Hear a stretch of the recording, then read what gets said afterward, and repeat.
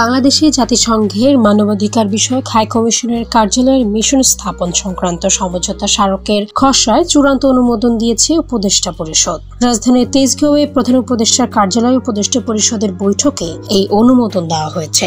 এতে বলা হয়, বাংলাদেশে জাতিসংঘের মানবাধিকার বিষয়ক হাই কমিশনের কার্যালয়ের মিশন স্থাপন সংক্রান্ত সমঝোতা স্মারকের খসড়া চূড়ান্ত অনুমোদন করা হয়েছে। অন্যদিকে নির্যাতন এবং অন্যান্য নিষ্ঠুর, অমানবিক ও অবমাননাকর আচরণ বা শাস্তির বিরুদ্ধে কনভেনশনের ঐচ্ছিক প্রোটোকলে বাংলাদেশের পক্ষভুক্ত হওয়ার প্রস্তাব অনুমোদন দেওয়া হয়েছে বলে জানিয়েছে মন্ত্রিপরিষদ বিভাগ।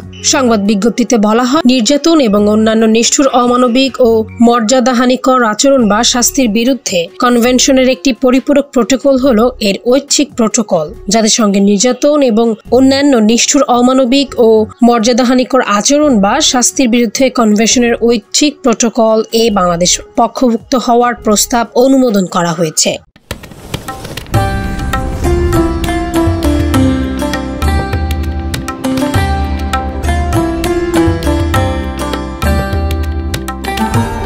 এমই টিভি, স্বাধীন বাংলার স্বাধীন কণ্ঠ।